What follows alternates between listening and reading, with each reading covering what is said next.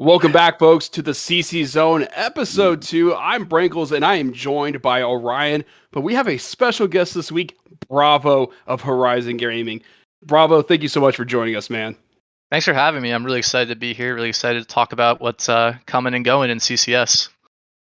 And Orion, we had some great games this past weekend, or this past week. We also had a game yesterday, but what about Horizon do you particularly like? Because I know that you're analytically minded and also a coach. Yeah, I mean, Horizon Gaming has definitely stepped up in terms of their lock and play. I think this first 2 weeks they played a lot better, more smoothly. Obviously, they've lost a couple of members, so we definitely can talk about Bravo since he's here. They talk about like the members that they lost, the reasons they lost them, and then the gains that they got. You know, the play styles these players have, and the level that they're actually bringing to their team. Because you know, the Horizon Gaming team, lock-ins, is a bit of a different team going into the regular season. Orion, we'll jump right into that point. Bravo, we saw on Twitter earlier today, and you know things are now rolling. What can you say about this new roster that you guys are sporting? I know that you guys were 4-1, and now you've got 2 new players added to the roster. Yeah, so over these first couple of weeks, it's been a bit of a roller coaster, especially emotionally. I'm like, oh man, like I've had a month of or practice, give or take, leading into the official season, the lock-in tournament. I was really excited about that roster, but obviously some circumstances have changed. Crawl has ranked out. He's just too good, unfortunately, but he was able to help us out for our scrims just this past day or two, when we've been running some tryouts for our new ADC, who will obviously be announced, or has been announced just now. And yeah, the circumstances around Crawl was ranking out. Circumstances around our ADC Scomps, who is now only our manager, very sad to say. He has some life circumstances around his work. He's actually gotten promoted, big raise. Things are going great for him in life, but the way it works with his schedule, he's just not going to be able to play enough with us. So we had to find a replacement. Hey, and you guys as a team, you're playing pretty well. 4-1, you're second in the Thursday division, if I'm not mistaken. What's it like for you guys to know that, hey, you're kind of hitting a reset button, even though you guys were playing really well, but now you have to implement these 2 new guys, and one of them is a mainstay from last year with Gregorio. Yeah, I mean, Gregorio is an absolute beast on the Rift. I love playing with him. Playing with Crawl felt like I was playing with another shot caller, another huge brain. With Gregorio, I think he's still got a little work to do on that front, but his hands are just on another level. Like mechanically, we've taken plays in scrims and in matches that I think many would argue are coin flip or bad to take, but he's able to execute, and I feel really confident going for engages that might look bad at one glance, but he's got the hands to follow up and make it into a good play. Orion, when you see that a team is adding new players like this mid-season and they're at the top of the standings, you know, for you as a coach, what's that like? Is that kind of like a common thing, or you know, what challenges do you see, you know, that posing for a team? I wouldn't necessarily say it's particularly common, but it does give them like a bit of a leeway, so that they're at the top of the standings. Like it'd be a little bit different if they were like 0-4, trying to crawl their way back to the top while they're replacing members. That's like pretty dangerous zone right there. But since they're at the top, they're currently second place, right behind Goldfish Gaming, since they're 4-1. But overall, they've got a lot of time to get Gregorio to be maybe a little better shot caller, like Bravo mentioned, and then figure out like a mainstay AD carry if this guy is like not going to be the main guy on the team. They haven't completely decided on that apparently. So depending on like how these teams like start working out and start like figuring things out together, they have a lot of time to buy since they are at the very top of the standings. Bravo, I got to ask you, man. Because last time we had the CC zone, we talked to Llama and Hardhead zone. For you, what's it like knowing that you guys are, a team that's playing in the CCS and you guys are a new team and you're playing really well? You're 4-1 in match score. Yeah, I mean, I'm really excited about playing with this group of guys. It's sort of a team that came together just out of nothing, right? This is their first time in the CCS. We have some returning members in Crawl, but yeah, we came to this league because we want to have our shot in amateur. I mean, my origin story is actually that I coach Northeastern University for the last 3 years. And this is supposed to be my big triumphant return to being a player again, because the last time I was officially a player was the CLOL 2018 season. And back then I felt really confident about my gameplay. And then as I spent a lot of time, focusing on VOD reviewing and helping players improve, but not really doing much for my own play, I was like, man, I want to be good at this game again. It's fun to watch other people succeed, but it feels even better to be on the Rift. And watching Bjergsen return to play was like really inspirational for me. I was like, I need to get back in. And around that time when I was feeling that way, Scomps reached out to me and was like, hey man, like, you want to come play for a team with me? Like we played in scouting grounds with Risen, had an okay run. We didn't go all the way to the finals of that event or anything, but we enjoyed landing together and figured we'd give it a shot. And then we had the lock-in run, which was honestly really exciting. It's unfortunate that the finals went the way they did, and we kind of disappointed, I think, our viewers in that regard. But had people gotten to see any of the rest of the run, I think they would be thinking very different things about Horizon Gaming, and you can look forward to that in the weeks to come. All right, and just a quick plug for those that are in the chat for Twitch. If you have any questions for Bravo that you want answered, feel free to put it in there. We'll definitely try to work those in. But Bravo, as you were saying, like 3 years ago, that you were playing in that league and spent all this time and helping others. What's it like knowing that you went from being, a coach and VOD reviews and doing all these things, and now you're back in the saddle? It's empowering. It's like, sure, there's still the frustrations of trying to grind solo queue as a support main. Everybody says it's the easiest to do, and like it probably is, realistically speaking, but I've got work to do. I'm out of shape, so to speak. So it's just been a big grind and trying to remember all the things that I once knew. And I've been working hard with a positional coach who's actually from Serbia. He's a cool guy. And then we've also recently been in talks with a coach for our team for drafting and macro and stuff like this, using some of my connections with Northeastern. So that's to be announced. More about that coming soon. And he actually gave me a soundbite for you. He said, "Draft gaps are on the horizon." That's from our tryout coach. Orion, when you, for someone that is also deep in VODs, and what's it like seeing players come back to the league like that? Like, it's not just, hey, these are new guys that are coming in and we're watching them grow and move on, but we're seeing people that still have love for that game and coming back to it. Yeah, it's great to see. I mean, as a coach, you're typically not just focused on like one role. You're trying to focus on like multiple 5 roles at a time, and you're trying to focus on like how the lanes can work with each other at all times. When you come back to play, you're more or less trying to focus on like your individual micro ability and trying to manage your character the best as possible you can. So the difference is a little bit there, especially if you're not constantly playing solo queue or playing scrims all the time. Like, I know as a coach, like, you're able to VOD review and watch the players play, and you're like, oh, you should be doing this, should be doing that. But if you're not actually making the movements yourself, it can be very hard to adjust in a very short period of time. And Bravo, what do you say to that when you hear that from Orion? I mean, it's encouraging to know that another coach sort of has the same perspective that I do. It's like I spent a lot of time working on the moving pieces and how everything connects for the whole team. And what I'm trying to do now is, while also working on the micro that he's talking about, integrate a lot of the knowledge that I have as a coach. Because I know there have been times where I'm in the game and I'm like, I start yelling at my teammates a little bit. I'm like, guys, I'm a coach. I know this. We can't be doing these rotations. You have to be in the side lane here. Why is my mid laner bot when my top laner's top? And you're just losing your mind, right? Especially in matches like this past week where we had a little bit of a hiccup with, the roster that was going in. Gregorio had something come up last minute. We had to do these crazy roster swaps. We brought in an E-sub who's a friend of mine that we were planning to have play at AD carry, but then he ended up jungling one game. It was just a total mess. But when we finally got to game 3, it was like, okay, the gang's all here. We're locked in, and it was just smooth sailing at that point. Yeah. All right, well, we have a question for you. It's from Ulrich.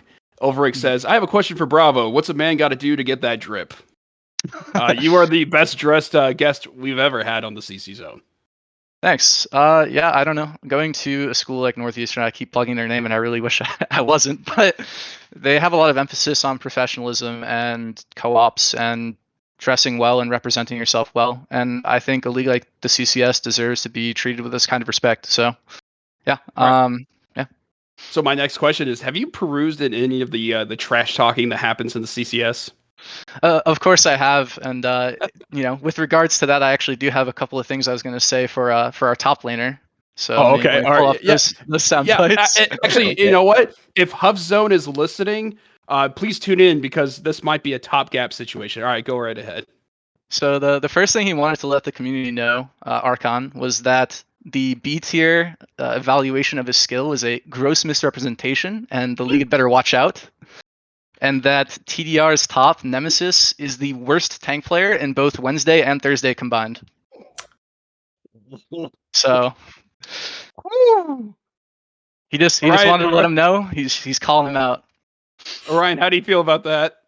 I mean, all I gotta say to that is, if you're gonna talk the talk, better walk the walk. I mean, for Archon, to say some very, I would not want to say outlandish things, but things that are there, like you kind of have to back those things up, because if he starts underperforming, then everyone's going to go back to this moment and say, hey, what about this?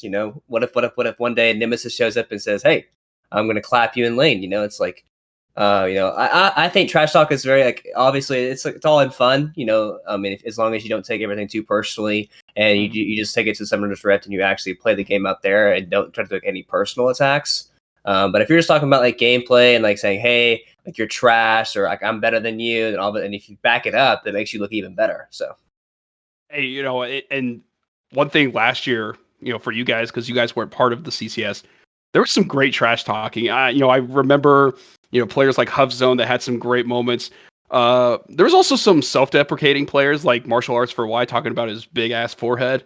I will always remember that. That still always brings a smile to my face when I think about that. But so going into my next question, this past week you guys had a 2-1. You guys had all these emergency situations of trying to figure out your roster. But at the end of the day, you guys got the win. How's that feel to know that your team pulled out a victory despite these circumstances? It's amazing, honestly. I think week after week we're going to prove that no matter what circumstances you throw our way, patches, random player emergencies, Nautilus, the champion, eventually we're going to figure out how to solve these problems. And yeah, you're just going to see us continue to grow week by week. And, I want to aim for the top. I want to take the championship, and I think this team is capable of doing it. All right, so with your team, who's the clown? Who's the one that keeps you guys laughing and keeps everyone together despite if things are not going well? I think everybody has their moments, but if I had to pick one, who's clowning and calms the most? Before Gregorio, I think it might have been Scomps, might have been Crawl. But again, with both of them leaving now, the youngest guy on the team is Gregorio, and I feel like sometimes he just does some really funny things. I love that guy. It's been a pleasure to play with him, and I'm looking forward to these next couple of weeks as he continues to integrate with us. Orion, as you hear this and you're a coach, when you hear that they're integrating a younger player and it's not just he's young, so we don't like kind of interact. How's that feel for you as a coach to know that players do that and they want to integrate someone that's younger than them? Yeah, I mean, having a bond like that's always very good, especially like with Bravo's experience coaching at a collegiate level. I mean, obviously, like, he definitely does have a lot of knowledge about the game and just in terms of like making sure everyone's on the same page and making sure no one actually feels left out in a lot of these situations. Because especially for Gregorio being the jungler of this team, he kind of has to have a lot of information being told to him and like being able to spread the information across the entire team. And if you're not actually effectively communicating or effectively having a good time and like he's enjoying his time, then he might just be like kind of like going for these crazy 1v9 plays where he just disregards what his team wants to do and just does just things for himself. All right. Well, for those in the chat, spam on who do you think is the worst support? Now, Bravo, you are a support player. What's the worst champ to play as support? And not like being like, oh, I'm choosing Zed as support, but like someone that's predominantly a support champ. The worst support to play as, you're saying? Like you've seen, like you get in there and you're like, why are you choosing this champ? Okay. Let me think about this for a second. Because my answer is I hate Yumi. I think Yumi is useless as a champ. I know people are going to say, well, she can do all this healing and make people faster. It's like, I don't care. If there's a champion that you just literally play tower defense on, I don't like that. Right. What about you, Orion? Do you have a champ that you're not a huge fan of? If we're talking about traditional supports, probably Zyra. It's a champion I permaban and solo queue all the time whenever I'm playing against it. Champion can basically 1v2 lane and like you can't ever approach it for some reason. Unless you're playing a hook champ. I hate Zyra. But yeah, I'd probably say Zyra. All right, Bravo, you? I now that you've mentioned it, I think I tend to agree. I have a funny story about a Zyra as well. Okay, there was a game in 2018 when I was like in peak condition, playing all the time, really quite decent. I feel at the game. I ran into Cowsep, and he was playing from Korea on an A, 400 ping, right? He's playing off roll on support, playing Zyra. I got gapped. Jeez. So it's something I won't forget, for sure. But ever since then, I've spent a lot of time learning about the matchups and the champions. So I'm not afraid of Zyra players anymore. But oh man, every time I see that champ, I just think back to that fateful day. God. All right. Well, Bravo, we're going to transition into we're going to talk about the Wednesday matches. And is there a team on the Wednesday division that you guys kind of watch and you're like, oh, that's a team that you feel like you might be facing in the playoffs, or what do you guys see with the Wednesday side? We're definitely taking it a match at a time, and I haven't forgotten the lock-in finals. So if it's not Hard Hat, I don't know who else it would be. Oh man! And what's it like knowing that you guys have a rival to face, a team that you are striving to beat again? It's really reassuring because if there was no rival, it's just free, right? You're just going to win the whole thing after you win the conference. Knowing that there's some strong teams in Wednesday means that we're going to represent Thursday and make it a good final. All right. Well, Orion, let's take a look at some of these games. We had Hard Hat taking on, if I'm not mistaken. Oh man, it's now escaping my mind. Hold on, real quick. Let me pull up my. I was like, who are they facing? Oh, that's right. So we had Hard Hat taking on TNA Knight. How'd you feel about that matchup? I know Hard Hat is a juggernaut, but how'd you feel about that series? Personally, I thought it was going to be a little closer. I mean, TA Knight was formerly Limitless Exodia, and going into lock-in, I thought the team would be a pretty decent team. Then they had the mix-up where Limitless kind of like just dropped all their teams, and then it became TA Knight. But then going into this series, it was the game that I was supposed to cast, and it got moved, or a spectator client had something happened. And then we tried watching the stream, and apparently through a VOD, and apparently Vel'Koz has a spectator disintegration rate now instead of a live form disintegration rate. So we actually weren't able to watch the stream that much. But both games were not particularly close. I believe the total game time was about 45 minutes for both games, which is an average of like 23 minutes, which is pretty much basically a stomp. And obviously Hard Hat is the best team going in Wednesday's group. So it's not particularly surprising that they smashed, but At TA9, I thought that'd be a little bit more of a closer match. Bravo in game 2, they had a Braum support that went 0-0 and 11. When you think of it as a support player, is that like a perfect score for you? It's really satisfying to have those kinds of games, especially on a champ like Braum. If you take kills on Braum, you're just like, oh man, I feel kind of bad. Like, what am I going to do with this extra gold, right? Like, my champ is basically the same whether I have 5,000 gold or 10,000 gold. So just got to land your Qs, land your ults. I gotta tell you though, this hard hat team, when you take a look at the fact that like Alternative went 8-0-3 on Rise, obviously that's why they're the top team on the Wednesday division. And I know that you guys are gunning for them, Bravo. What was something that happened in the lock-in tournament that caught you guys off guard? Was there anything they did, or was it just head-to-head, just battling it out, and these are two new teams in the league? I would argue we shot ourselves in the foot in two ways in that series, and I'll take responsibility for both. At the time, I was handling a lot of draft responsibilities, and we opted to ban, I think, Yone instead of Yasuo or something else in ban phase 2 of the first game. Yasuo ended up being a big problem. His wind wall just made it so our champs really struggle in doing what they were trying to do. If there was no wind wall, the game is 50 times easier, and there were still opportunities where we played around it and had really good opportunity or really good looks, but we didn't quite make it. And in the second game, obviously, I miscalculated. Probably should have taken Ignite and went for a 2v2 all-in at like level 2. It was a flip. We lost by like 6 HP. Sucks, happens. Yeah.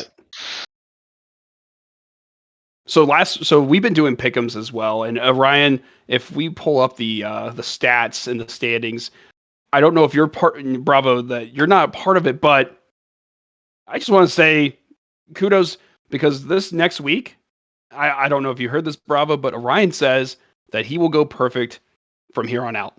Mm. So Orion, if we got Bravo, do you got any ideas of what Ryan has to do if he does not pull that off? Ooh, there's always the classic shave your head angle. That's a pretty good one. I don't want to do that to poor Ryan, but I say if he does not pull it off, he has to play 5 straight ranked matches as Taric jungle. Oh, okay. Wow. I actually probably could make that work, to be honest. But man, somewhere out there, Hiccup is just dying inside as we talk about Taric jungle. Yeah, I mean, maybe. I did say going into the pick'ems that I think it was after week 3 I'd go perfect 10-0 throughout the rest of the weeks, because by then I should have enough of the teams figured out. It's where I can figure out who the trollers are and who are actually the good teams. But so far, I mean, I think I'm currently 13-6. So it's like not the worst. But overall, just sitting nice and pretty, in the middle of the pack. So. I mean, you're doing well. Doxter's just at the bottom. As we said, he needs to be drug tested he goes 3-16 so far. He went 1-9 in week 2. Silver, on the other hand, went 10-0 in week 2. Yeah. That man definitely has the script. But he is Flay's right-hand man, so it does not surprise me. Yeah, speaking about Flay and Silver, Bravo, what was it like for you guys, interviewing for a spot in the league? I honestly don't know all that much about it. Scomps handled everything. I just asked to join a team, and he said, "Look, man, we're going to get in. We're going to play the league, and we're going to shoot for the top." And I said, "Okay." Oh man! And actually, before we get back to some of the Wednesday matches, you were saying Scomps, and I know that you're saying he's back to being he's the manager. He had some changes in life. I know that. What's it like knowing that he was someone that you worked alongside well with, and that he helped you guys get to this point and where you're at as a team? It's a heartbreaker to lose him for sure. And, laning alongside Scomps is a joy every week. I work full-time job. It's not my favorite, honestly. But knowing that I would get to play scrims and play matches with Scomps was like something I look forward to every week, which honestly, like when I found out he was leaving the team, made this past Thursday's match pretty hard to play. But the people I got to play with, and including his last game, he just really styled and showed off like the peak of his play. So that was really good for me. And I know he's still supporting us as a manager, and even in our tryouts, he subbed in for the enemy team to help us have a consistent player to evaluate against. And with both of our tryouts, we ended up. He was like, he told me to say that we gapped him. I don't think we gapped him that hard, but that said, yeah, like he's always going to continue to support our team, and he was a great resource for us. All right. So there's another team on the Wednesday bracket that I feel as though they may have a shot, and that's DNX. They went 2-0 this week against Red Panda Gaming, um, and they did it in a dominating fashion. Ryan, I look at they had Shady Gecko go 12-0-7 on the Nocturne, and they had Viari on Ari going 10-0-7. How scary is it to see a team just that dominant? Yeah, I mean it's pretty scary early on in the season. I mean, definitely when you see very high kill numbers, typically the team is just trying to outclass as much as they can and try to pour it on them as fast as they quickly can, and just be able to show just how good mechanically they can actually be. I mean, getting 10 plus kills in a match is pretty rare, especially for if it's the same match, having two 10 kill plus members on the same team. But overall, I definitely do think DNX does have a lot of potential. It really just depends on if they're able to continue to grow and see how quickly they can catch up to Hardhat. And for you, Bravo, I'm taking a look at their support situation, and they had a Nautilus go 0-2-15. How do you feel about Nautilus as a support? Is there, because I know you were saying something about Nautilus earlier, but what how do you feel about him as a support champ? Man, he's such an interesting character. So years ago, when it was 2018, right? I think the Nautilus pick was still pretty new, and I was playing it a lot in collegiate, and people were like, "Why are you playing this like Nautilus support? It's like really not that great." And I'm like, I don't know. There's just something satisfying about hitting your hook, connecting, following up with ult. It really punishes immobile ADCs like Jinx, Aphelios, stuff that we're seeing a lot these days. But the problem that I've found with Nautilus is Aftershock is pretty much his whole survivability, right? A lot of these engaged champions are like you go in and you're committed, and if you don't have your Aftershock up, you're actually kind of made of paper, and you can actually burst them out. And you'll see a lot of the weaker support players get punished for overcommitting at the wrong time or in the right place. So yeah, I mean, when I see a talented Nautilus player, I'm usually pretty impressed. They do things like reposition with their Qs on walls and have a really good engage and somehow manage to live, and that's always very impressive to me. Yeah, I'm always a advocate, during drafts to try to get like a tank support. I know that there's obviously utility in like your Sorakas and Lulus and things like that, but I honestly do feel like you need a tank support. And as you said, Aftershock is kind of that only rune that you could put on him, because let's say you put Guardian on him. Sure, like you're in a fight and you can use that, but if you don't have Aftershock and you go into the middle of a team, as you said, you're made of paper, you get just torn down. But going back to the Wednesday matchups, Orion, I saw that TA Light had a very, very great series against Zeal Blue. And Dr. Phil and Chill went 9-0-12 as Victor. But also it seems like they were set up nicely with Cynical support playing the Thresh. And when you see a team that has the capabilities of using synergy like that, where a hook can pull into a number of stuns, or you use your stuns to set up the hook. What type of duos do you like to go towards, Orion, when you are a coach, when you try to pick champs? I mean, obviously, I think going back to what you mentioned about the Nautilus pick, I think Nautilus is a champion that's like it's very easy to like set up a lot of your plays for everyone else because of the point and click CC of your ultimate. Basically guaranteeing the knockup where you let him in place. Any other form of CC is basically guaranteed at that point, which is why Nautilus can be such a strong pick in the meta. Like you mentioned, against champions like Aphelios and Jinx that have no actual innate mobility in their kit, besides the ability of Gale Force maybe. But yeah, it's typically a huge reason with hook champions, like being able to keep people in place, not being able to move them around. The Ari pick is something that's been brought up a little bit over a while. Her charm and just her overall just different kits to where like she can get multiple ultis off. I think up to 8 potentially if you min max that ultimate ability, which is pretty crazy. It's a lot different than getting your usual 3 out of Ari, so that's kind of cool. So I'm interested to see if that champion gets picked a lot more in CCS. I know it's been getting a lot of popularity in like higher elos of play. But yeah, I suppose that's probably a pretty good combination.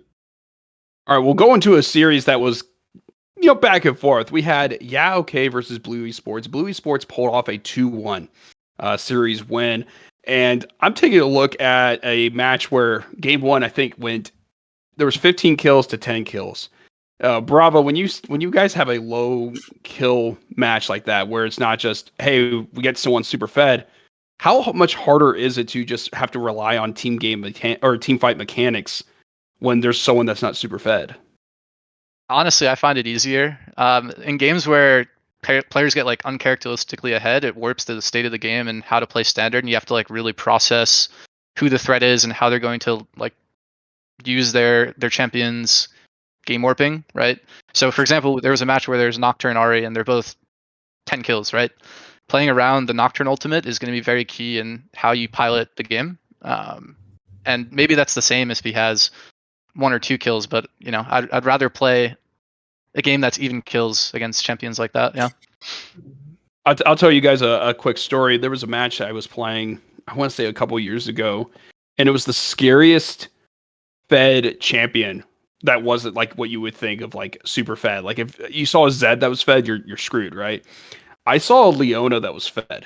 I don't know how. She was like stealing all the kills, but it got to a point where she's just getting to the middle of the team and you're like, we can't kill her. She stuns us forever and we just die.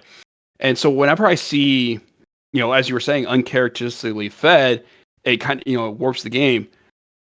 There's something more satisfying when it's closer because I feel like every decision matters, right? You're not having to dig out of a large hole.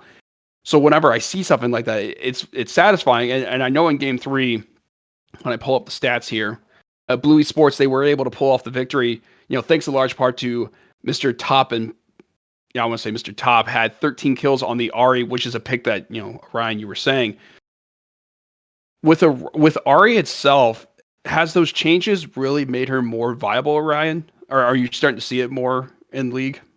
Yeah, I think so. I think obviously she is less reliant on actually landing the charm ability now, so the actual skill cap of the champion is lowered.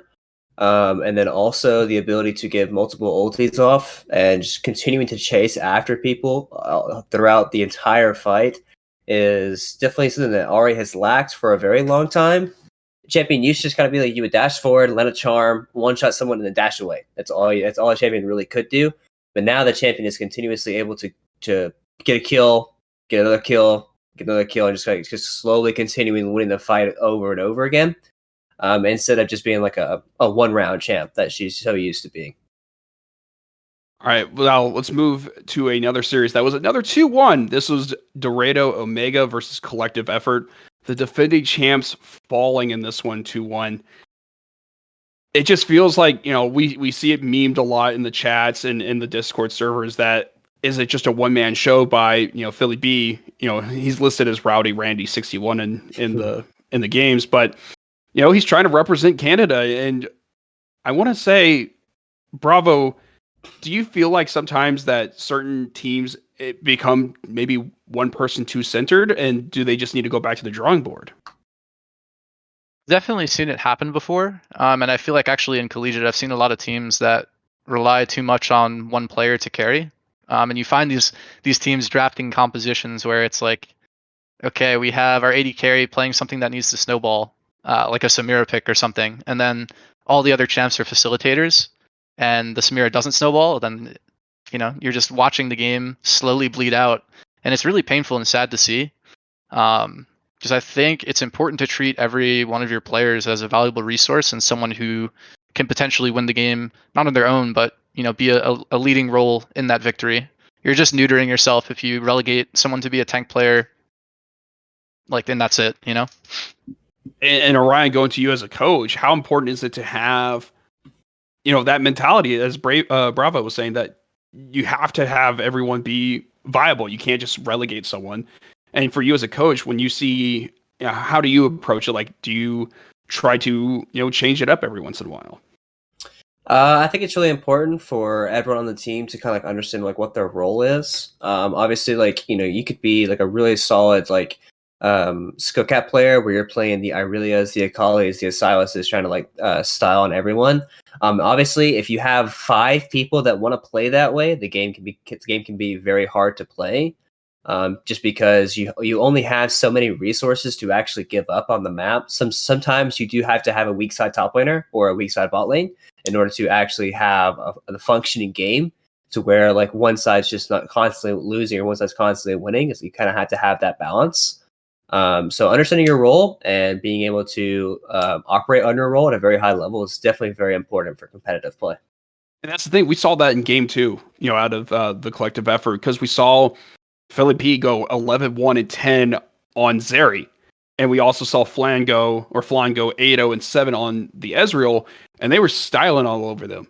But that's the problem, is I feel like with the defending champs right now is that it's inconsistent. Because then you have games like that, but then in game 3, all of a sudden your top laner goes 1-11. How backbreaking is that for you, Bravo, when you see, if you have one of your teammates just have 11 deaths and you're like, well, it just feels like you guys can't do anything to stop the bleeding? I mean, in games like those, I'm the enter. It's never my teammates. Yeah, I mean, and if it ever were one of my teammates, the important thing to do is make sure we keep mental. It's like, guys, it happens. Like, just gotta try to make sure we're keeping our lane states okay. If you've got 11 deaths, you can still play the game, and hope that the champion is Sion. That's 1-11. Maybe it's okay. Well, also they had the Blitzcrank right in game 3, and I know that Naysayer has been calling himself the best support in the league, regardless of Wednesday or Thursday. How important is it to have a deep champion pool? I know that sometimes people get banned out. So, like, how many champs do you realistically think that people should have if they want to, get to the higher leagues? Do they need to, say, 10 champs that they can play? I think the number varies. My personal take on it is sometimes I find myself, I'm like, yeah, I want to be able to play every champion, and it's like, that's just not going to happen. So definitely there needs to be a limitation, and I think it varies on sort of how your team is constructed. So if you have a lot of players on your team who have small pools and top jungle mid AD, then you as the support should have a lot of picks. So they try to ban you out, and you can sort of make room for your players with more limited pools. You got to think about the big picture, right? It's like a deck of cards. So yeah. And Orion, going to you, I know, as we were talking about, like the 11 deaths on the top laner, it's Tizda. For you as a coach, after a match like that, what do you say to a player to, calm them down or to hit the reset button? What would you say? I would say probably just like try to like refocus going into game 2. I mean, obviously, like, going 1-11 isn't necessarily like, you kind of have to know the whole picture of the game, because as a 1-11 top laner, depending on what the champion he was playing, like if he was playing more of a beefy front liner, like he could have been dying in the front of the line team fights, which is ultimately his goal of playing that champion. So like, understanding his specific role, and then maybe going into game 2, like reiterating what his goal actually is to him, and making sure he's actually able to follow through with what that goal is. Because one game, especially in a best of 3, it's losing one game isn't the end of the world. Obviously, it does worsen your overall game record. But in terms of like winning this series, which is what's ultimately important, dropping that first game isn't a huge deal. I have to agree with that. Now we're going to move to the Thursday division, which, Bravo, that's where you guys reside. And is there a team that's right now in the Thursday division that you guys are looking out for? Because I know you said hard hat for Wednesday, but who do you guys have your eyes on in the Thursday division? I mean, if we're going by the ranking right now, I'm excited to play against Goldfish because I'm going to take back first from them. Simple as that. Hey, there's a lot of Goldfish lovers in the chat. Flay is not one of them. I've learned very much from Flay that he does not like Goldfish all that much. He thinks that they are choke artists. But it's great. It's great to see rivalries and competition be built out of it. I remember telling Hiccup and Flay last season that nothing's more boring than if there's no storylines, right? Oh, it's just people playing League. Oh, cool. But if once you get like adding, competition and people going at it, I just love it that way. But taking a look at the Thursday matches, our first one is Iconic Severance versus Grinchy Goons. Now, I will admit, I do love a good underdog story. I will not hide that. I was rooting for Grinchy Goons, but yeah, this was a throttle, so to speak, by Iconic Severance. They were quick in their matchup. take a look. We had Phillies go 9-4-8. Trundle went 9-4-8. Orion, how viable is Trundle as a juggler right now? I think Trundle's a pretty solid pick. I think it definitely does really good into a lot of the other melee matchups that the junglers is like very popular. Like I think he's a good duelist into Xin Zhao and Jarvan, and he's actually able to get off pretty easy ganks with Pillar, and also a very easy PTA proc with Auto Q Auto. Basically guarantees about free 300 damage to like anyone early on in the game, which is very substantial. Basically chunks someone to half HP when you're going for a gank. So yeah, I definitely think Turtle's a pretty solid pick. And Bravo, is there a jungler that you guys don't like facing? You know, is there like a pick that you guys try to ban out so you don't have to face that style? For me, I hate facing Shaco. That's a champion that I always ban out when I play ranked. But for you guys, what's that jungle pick? I think with our history of having Crawl on the team, we just don't like banning junglers. He says all junglers have huge egos. If we ban junglers, they're going to get all on their high horse and, outperform or something. He said some weird things about it. But no, I think we managed to handle most junglers with relative ease. Okay, well, there we go. Now, let's take a look at Sensei Squad versus Goldfish Gaming. Now, this one was, I think, were they last night? If I'm not mistaken. I think so. Yeah, so Orion, how'd you feel about that series between Goldfish Gaming and Sensei? I mean, yeah, going into it, I definitely thought Goldfish was the much better team, and they definitely showed it going against Sensei Squad. I think it was supposed to be their week 1 matchup. I think they got really pushed back for whatever reason. But going into it, I definitely do think Goldfish is probably going to end up being a top 3, top 4 team in this group. Flame mentioned a lot of inconsistencies last year, and they're split with the CCS. So I really want to see them play against a team like Horizon or Predictive Gaming just to see where they're really at, because their first 2 opponents are definitely towards the bottom of the standing so far in the beginning of the season. So once they play against Horizon and Predictive, and they have a solid matchup against them, then we can start saying that Goldfish is going to be a solid team this year. And to correct myself, Mossy was making a point. They faced against Crosspoint Origin, and it was nothing but Okame Hayazo. That is a mid laner that went 15-0-9 on the Ahri. Crosspoint Origin, it just feels like you need to go back to the drawing board. You had 4 kills to 32, and that's rough. That's rough, and hopefully they can find a way to have more success there. But taking a look at Sensei Squad and Goldfish Gaming last night. Now let me pull up those stats real quick. That matchup, what really intrigued me was, as you guys were, as someone was saying, it was almost perfect in game 1. I was very impressed with the fact that they were willing to play the Singed. Now, Singed you don't necessarily see all the time, right? But I thought it was interesting to see that they were like, hey, let's go with it. And I would love to, to get, talk to the coach of Goldfish Gaming of why'd you go with that pick? Because it played beautifully against the Camille. Ryan, how'd you feel about having Singed being picked there? I don't necessarily know all the context of the Singed Camille interaction. I do know that Singed is able to basically deny a lot of what Camille actually wants to do in terms of like flipping her out of the cage as Camille locks in somebody in and rooting her as well in the moments. Singed is able to do pretty good with the poison as well, being able to push up the lane before Camille is able to practically do anything. But yeah, like you mentioned, Singed isn't a champion that's just like a very meta pick. It's more like a niche pick that's just kind of like you throw it in there to say, hey, you probably haven't played against Singed very much and you probably don't know what to do against it. And it's just one of those things where like if you have a lot of practice on it as a team, it can be it's a pretty easy way to just kind of secure a win if your team knows what you're doing with it and the enemy team just doesn't know what to do against it. And let's have like a slight brief moment of silence though, because it was a 16-1 stomp, and my favorite name in all of the CCS, Aquatic Bear, did not have a good game on the Trundle. Hold on, we'll give a quick moment of silence.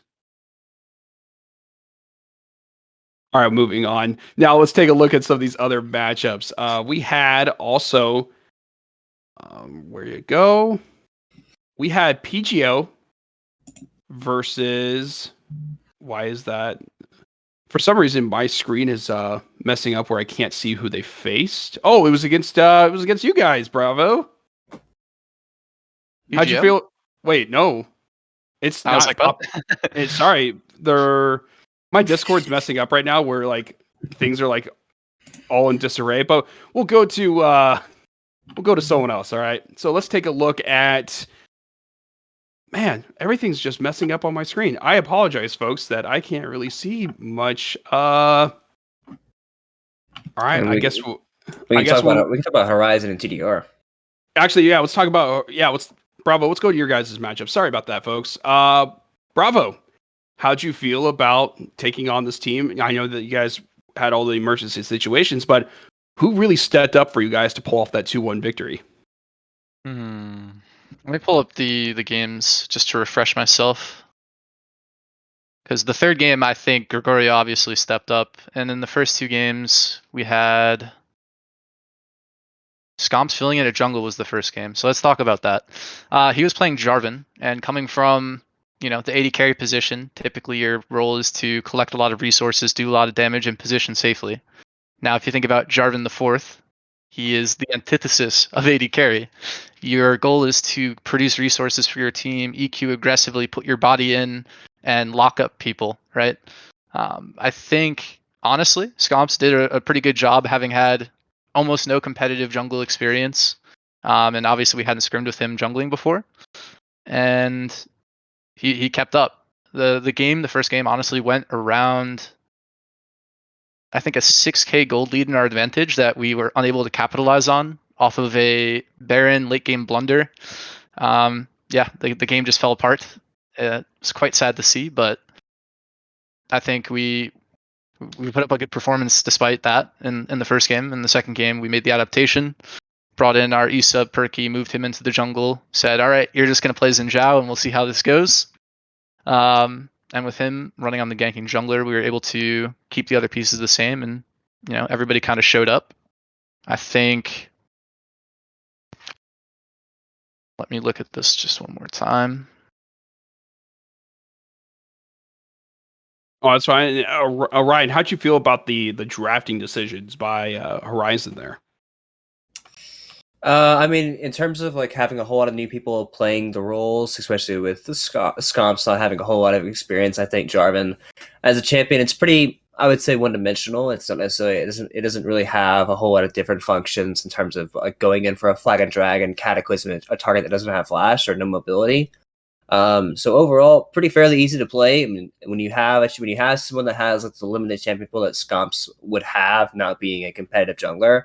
Definitely putting him on something that's like pretty simple to play, not really having a whole lot of like trying to be extravagant with it or too like I guess all over the place with the kind of pick is definitely a pretty solid adaptation for that. All right. Well, let's move on to PGO. I finally found some stuff on that. They won a 2-1 series over Shadow Z or Shadows. Still don't know the complete name on that one, but game 1 was won by Shadows, and then game 2. Bloodbath. Game 3 was just a bunch of kills. Orion, how'd you feel about this matchup and that it was just a complete bloodbath? Yeah, I think for PGO standpoint, I definitely think it probably should have been a little bit more of a cleaner series. Ultimately, Shadow Z able to pull out game 1 and really put out a brawl for PGO to win game 2 and game 3 as well. So PGO is still sitting at the top of the table of Thursday's group. But they are currently in 3rd place, I believe, right underneath Horizon. And if they struggle against a team like Shadow Z, they definitely are going to have to step it up against teams like Coldfish and Horizon Gaming if they're going to want to stay at the top of the standings. And I think at one point, PGO Shadows tried to play Huffzone's Shen, if I'm not mistaken. And so, Bravo, what's your favorite champ, as a support? I've definitely been favoring the Rakan recently. Very versatile, lots of power, both as, trying to be almost primary engaged. I think he's better as secondary, but able to play sort of engaged, sort of enchanter, do a little bit of everything. High mobility, just super fun to play. So how would you feel if someone chose Rakan, like if you were facing someone in the CCS and you're like, oh, you chose that on purpose? Then I just say we know how the champ works, and they better watch out. There we go. I think we've gone through all of the matches. But going back to you, Bravo. We had some questions that started rolling in on Twitch, and question for Bravo is we've been talking about contenders for the title, and the name that comes up was Hard Hat Zone. What about Goldfish Gaming? They're saying you guys have to go through them, to get, do you think that Goldfish Gaming is going to be a challenge for you guys, or is there more time to be waited since you guys didn't really face them? And I don't think you faced them in the lock-in, did you? I don't recall encountering them, and if I did, my apologies, but I'm sort of taking this league one match at a time, and I think that approach has been fruitful so far. But obviously, one team I do recall playing, at least in scrims, was PGO, and I forgot to mention them before, but I'll bring them up now. I think they're an exciting team to watch, and certainly someone to look out for. Sorry, I had to do it for Huff Zone. Huff Zone's like, you guys talked about it for 2 seconds, about a 3 hour and 30-minute hour or 3:30-hour series. No, I definitely want to give it more credence. Orion, when you saw how PGO played and you saw all of those picks and all of those kills, how did you feel personally to see that it came to that? I know that you're saying it should have been a cleaner series, but what did Shadow Z do to take game one? Did they do something specific that you saw, or was it just the way they were playing? I think they just really took it to PGO. I mean, obviously, looking at a little bit of the composition here, they had the Shin being on the top side, being able to answer that Camille in the side lane, and then allowing the very strong bot lane they had with Aphelios Thresh to kind of take over the game for most parts of it. I think overall, first game, I think the damage numbers were actually quite low. So it seemed to be more of a controlled game for Shadow Z. And then the other 2 games, like you mentioned, were just very bloody, which typically isn't a particularly good sign in competitive play. It's more or less just like teams just coin flipping every other fight, saying, hey, we're going to skill check you to see if we actually win this particular fight or not. It's not typically controlled, which is not something you want to see out of a top team in the group. Want to see more controlled, actually going for like correct plays instead of just saying, hey, I'm going to fight you because you're close to me, and not just because like it's the correct decision to fight someone, which I think is something that Horizon particularly does well. I think they actually take very calculated fights. They're not just fighting around the map all the time, which could be one of the reasons why Horizon could be a step above PGO currently. And Bravo, Huffzone said it in the chat, they threw an 8K gold lead. How tilting is that as a team? If for you guys, like if you had a lead like that and that all disappeared. I was telling him in the chat too. We had a very similar situation ourselves. Our first game we threw a huge gold lead, and what I was telling the team as we're coming out of the game, looking at the defeat screen, I said, guys, if we're throwing an 8K gold lead, that means we had an 8K gold lead. Okay, we were allowed to make these late game blunders as a team that has an E-sub here. We've been going through all kinds of stuff. We just need to center ourselves and go into the rest of the match because we have a reverse sweep to put together right now. And we did. And it seems like PGO went through the same scenario. So that's, hats off to them. It's not easy. It's hard. Yeah, I have to agree with you on that. But we're coming up near the end of our broadcast, and Bravo, we've this past week I made a little bit of a fun project of CCS teams' reactions after 2 weeks of play. Did you get a chance to watch those? I did. I actually absolutely love them. We watched the Thursday one as a team, I believe, after our series or maybe the day after. I don't recall, but it was fun to watch as a team, and we got really excited when ours came up. We're like, hey, it's us.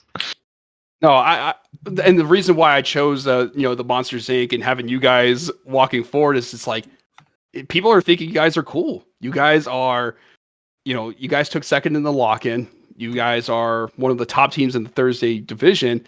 The reason why, yeah. So I've been very impressed with you guys. Orion, is there any final words you want to say to Bravo about Horizon and how you guys feel about them? Yeah, I mean, overall, I'm thinking about for Horizon, I really want this team to be a solid team. I don't want them to be, just like a mediocre team. Okay. My dad decided to walk in for some reason. But yeah, I think for Horizon, I really want them to be overall just once again a pretty solid team. They definitely do have the potential to be a very solid team. Obviously, they have Gregorio and their ADC coming in that could bring some variance to the team itself. But I definitely do think that with their main core still there, with their support mid and top, they definitely still have a really good chance to be a really good team. Bravo, what would you like to say to the league, and what would you like to say to your teammates that are watching of how it's been for you guys? I'd say for a team that just came together from, I think January 7th was our first day as a team to now February 21st. We're doing pretty well for ourselves. The sky's the limit, and we're gonna try to take this whole league, and I think we can do it by storm. So that's what we're gonna set out to do. All right, well, Bravo, my final question for you is, you've been playing League for a long time. What would you have told yourself 8 years ago that you'd be back in the saddle and that you'd be still playing this game? I'd say, hopefully everything's going well, outside of the game for me to still be playing the game today. But keep it up and do well for yourself, because this is a big time investment and something that I think we can really make good for ourselves. Well, Huffzone had one last comment for you. He says, Horizon Gaming is gum under my shoe, to be honest, and Akron deserves the B tier ranking. How do you feel about his response to you guys? I think he's got B tier spelling of my top laner's name, and it reflects well on his play. So I'm excited to watch him get weak-sided and crush him when we meet him. All right. Well, hey, guys, thank you guys so much for tuning in to the CC Zone. Don't forget that on Wednesday and Thursday, we should have our matches, barring that no one chooses Vel'Koz. Right, Orion? Yes. Very true. Man. All right. Well, folks, thank you so much for tuning in. Don't forget Wednesday, Thursday, we'll have matches. We'll have the analyst desk back up and running. And don't forget to tune into the Discord and throw in some trash talk, but also just have some overall fun. There's watch parties that happen all the time. Talk about esports, talk about everything. All right, folks, thank you so much for tuning in. We'll catch you next time on the CC Zone.